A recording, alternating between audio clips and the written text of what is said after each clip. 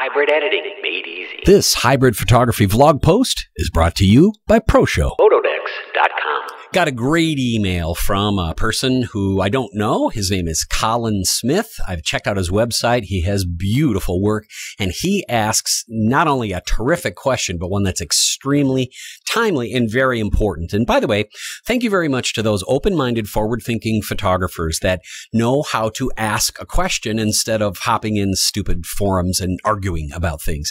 Arguing about your camera and its performance and what's going to happen in the future is ridiculous. There are so many photographers that are available through the internet to have a conversation with and really learn something. So, Colin, I want to thank you for the way that you wrote that question. And inside your email is a lot of stuff that we need to cover. So, first up, he's saying, hey, I'm curious about hybrid, right? Meaning shooting still photo as well as video in your normal daily shooting assignments. He's wondering about that for premium portrait work. And he's shooting 5Ds, which we love 5Ds. Canon 5Ds are probably the best overall balanced performing DSLR that there is for photo and video. And I know exactly what you're talking about when it comes to quality. He's using the 5D Mark II, which is actually my favorite one of the bunch. And he's using premium glass, obviously.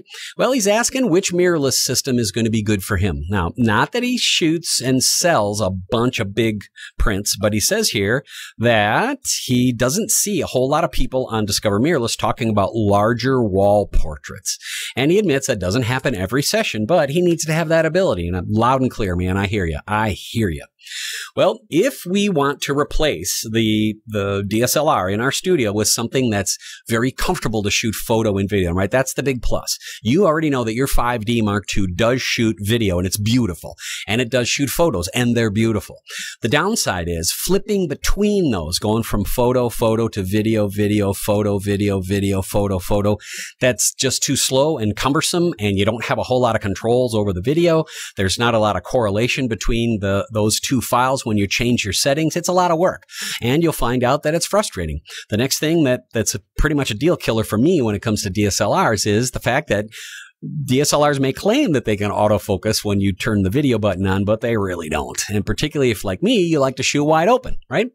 For instance, this is an f1.8 lens that I'm recording this piece of video on here, and it's not on autofocus. It doesn't need to be. I'm just locked in front of a microphone here, but it does a very good job with autofocusing in video mode.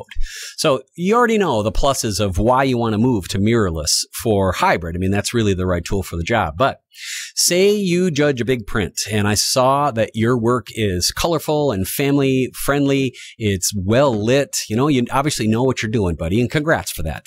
Well, can I pull one of my test cameras off the shelf and give them to you and have you make exactly that same print? No. Here's the issue, bud. Say you were to shoot a group of 4 folks in the studio just because you'd have completely controlled lighting, and you'd use your 5D and you put it in JPEG mode, right? Because that's the only true way to test a camera. You want to take the RAW processor out of the equation. Yes, RAW will give, listen to me, I'm rolling my eyes here. Yes, RAW will give you a better image, but if you're a skilled photographer and you know what you're doing, JPEG will give you an image that has all the quality you're going to need in a fraction of the time, for the most part. All right, we have 4 people sitting down for a portrait session. We shoot a big JPEG with the 5D Mark II, and we shoot a big JPEG with one of the premium mirrorless cameras. And here's what I'm going to do. When we're talking about this category of mirrorless cameras, there's only a handful, right? They're in no particular order. There's the Lumix GH3, there's the Olympus OEM5, right? There's the Fuji X Pro. Then somewhere in there, we've got to address Sony, and Sony just has a mess in their lineup. It's very hard to figure out what cameras are the right one for you in their line. Their big DSLRs aren't really DSLRs. They're actually SLTs, right? And then they've got the NEX line of mirrorless cameras that we really like. But between those two, there are some other mirrorless cameras that are wonderful. The A series, 50 series, 60 series, 70 series, they're all good stuff. So with that said, let's take Sony out of the mix right now. And I'll tell you why. For the most part, the Sony lenses don't offer the fast glass, right? Native for the NEX. Yeah, you can get adapters, but Crockett doesn't do adapters unless we have to. So if you're going to want to shoot portraits, you're probably going to want to have f2.8 or faster lenses. Well, that means you've got to work into Fuji, Olympus, or the Lumix series, because those are the lenses that you're going to use, buddy. That's just the short and long of it. All right. If we're to take the Fuji X Pro, as you mentioned in your email, and we put it side by side with that 5D, and we shoot that family portrait, and we send that JPEG out, and we get a flawless 30 by 40, let's say, print out of there.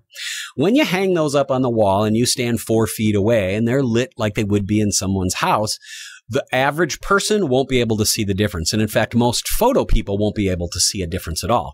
Now, if you put your nose in front of it and you want to scrutinize it and you want to get a loop out and you want to look at that, you will see a difference. You will.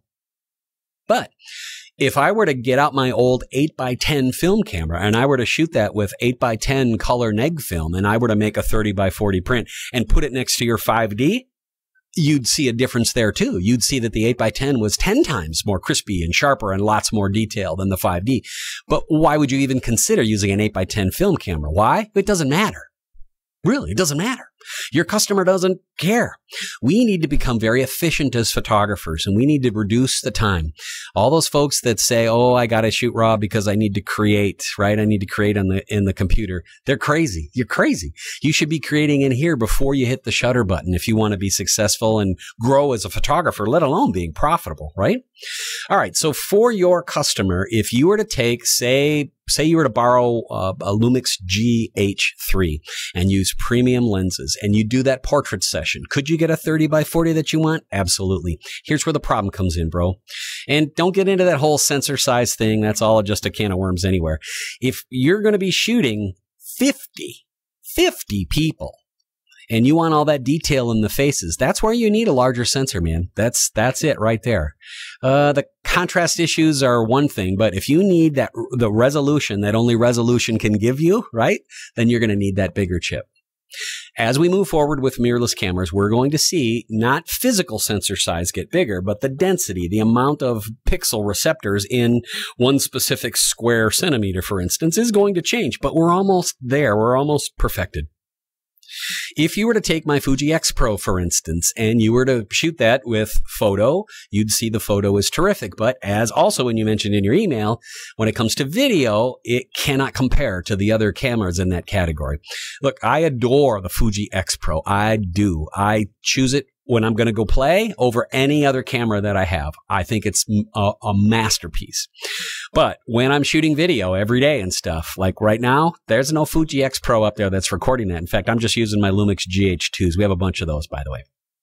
Well, if you're fluent in shooting video as well as photo, you want a camera that doesn't get in your way, because you as a creative person want to be able to determine at the time you hit the shutter, am I going to record this moment in video or am I going to record this moment in still photo? Well, to do that, you need one of the either Sony or Lumix or Olympus cameras to do that. I would suggest to you, please go try a Lumix GH3. Really. I think it will get what you want to get. Now, don't fall into that whole prey of that crazy mindset of setting up some test and over analyzing the images. Don't do that. We have to remember it's all about efficiency and being able to be creative with the tool when this tool happens to be a camera. So I think it's there. I do. If you're careful with your lighting and you pay attention to the fact that you need to be able to shoot video and to shoot photo, you'll find out mirrorless cameras are going to get you where you want to go. Now, you are going to probably experiment with the E products that we're working on here too, right? You want to be able to shoot a couple of photos and some video and then upload it to a hybrid lab, for instance, and have it create an E template. I'm sorry, an E product from an E template. That doesn't mean that you want to be editing by hand. You don't. You want to use a templatized, an auto editing system, if you will. This is another place where you'll discover mirrorless cameras are going to help you out, because you'll be able to shoot photo and video faster, a lot faster than any DSLR. And as you expand your business, because you're a smart photographer and you're shooting hybrid, you'll find out, boy, it's nice having cameras and premium glass that's half to a third of the price of the DSLR stuff. So thank you for the outstanding question and for sitting through this unusually long answer. I hope it helps, man. I really do. Hybrid editing made easy. This hybrid photography vlog post is brought to you by ProShow. Autodex.